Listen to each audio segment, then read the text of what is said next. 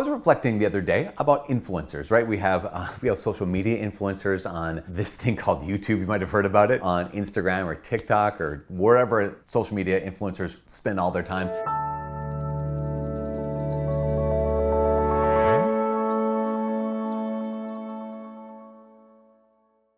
Hi, my name is Father Mike Schmitz, and this is Ascension Presents. And we have influencers when it comes to celebrities. We have influencers when it comes to sports figures. Remember Charles Barkley saying something like I'm not your role model. I shouldn't be your role model. At the same time, they have an influence, which is another way to say all of us are influenced. Meaning that there is. Let's back up. Shall we? You might have noticed in your life that there are some people who have more influence over your mood, have more influence over your beliefs, have more influence over your day than others do. And some of those people have more influence over your mood, over your beliefs, and over your day than they ought to have. Some people have earned that, right? Some people have earned a certain degree of influence over our mood, over our beliefs, over our day. I mean, those people who have proved themselves to be trustworthy, those people who have proved themselves that they actually care about us, they care for our well-being, they're not just trying to get something from us, but they actually want the best for us, that for them to have some kind of influence on us, that kind of makes some sense. It should still be limited influence, duh. Maybe you might say legitimate influence. Again, limited influence, but legitimate influence. But here's the thing, I find so many people will allow people to have an inordinate influence over their mood on any given day, to have inordinate influence over their beliefs on any given day, to have more influence over the quality of their life on any given day. Here's what I mean. I've talked to a number of people. Have I said that already? I've talked to a number of people who have said that because of so-and-so in my life, maybe this is a person who is at your parish, right? The person from church, this person who maybe is even your priest, or maybe is the religious ed person, or whoever the person is. And they say, this person's making it really hard for me to be Catholic. This person's making it really difficult for me to believe in God. This person is making it really difficult for me to find joy in my faith. And I would say, okay, let's pause. That's legitimate. I mean, there can be some dastardly things, right? Some evil things people can do to others that would make it difficult, right? That inordinately influence our mood, our day, our beliefs. That makes sense. But one of the questions we have to ask is, why are we allowing this person to have so much power? And not like in the sense, not just to convict you, why are you doing that? Not that, but to ask the question, to truly introspect and have that, wait a second, why do I let this person? Again, this person is an influence in my life.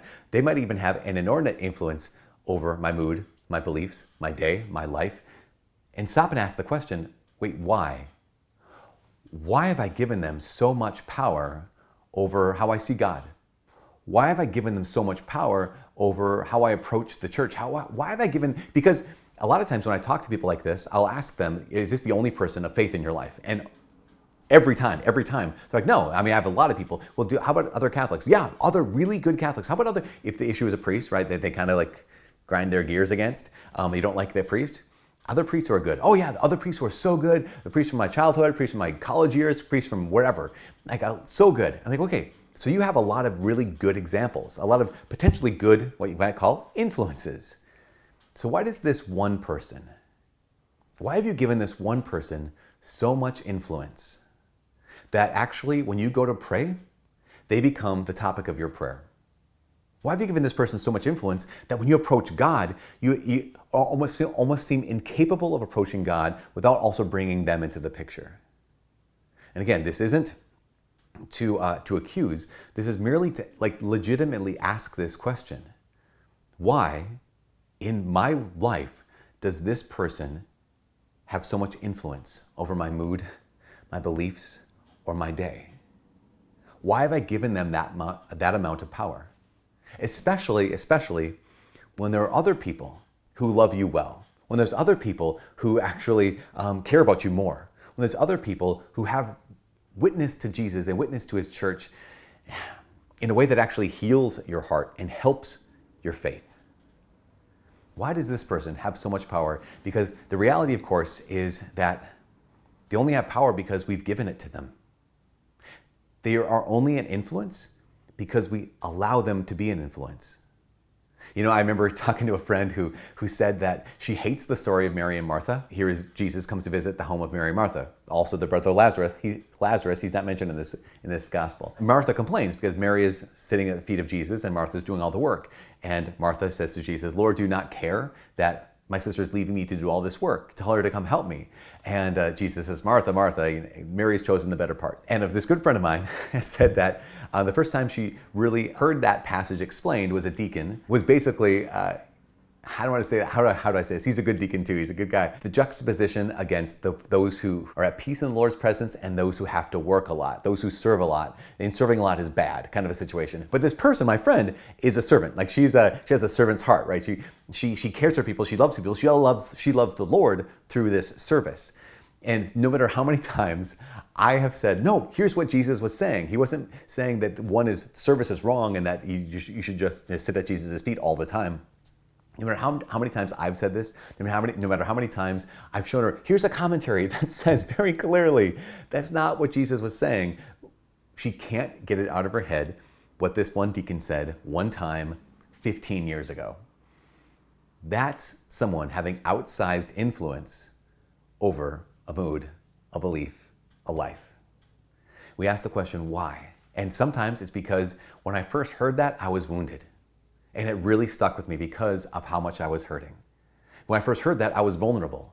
And it got past all the defenses and just took root in my heart, and now it's growing there. It could be any number of reasons. It could be because I really trusted this person. And in this person's case, she loves this deacon. And like, well, yeah, deacon so-and-so said this. And so, it got in there. No one was in the wrong in this. It's just that's why I'm saying, like, this isn't conviction. This isn't like accusation. This is just that question. We all have influences, and we all have influencers in our lives. But those people who are not legitimate influencers, but have an inordinate amount of influence in our lives, and in the negative way, where they will negatively influence our mood, our beliefs, or our lives. Why?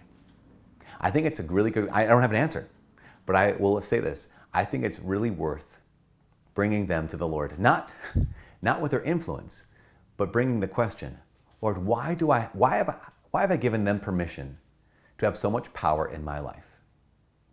Because chances are they don't deserve that influence.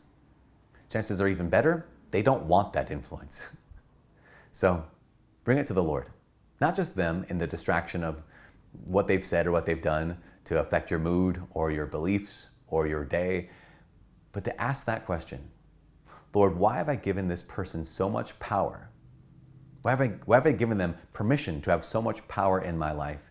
And help me to value your opinion of me more than anyone else's opinion.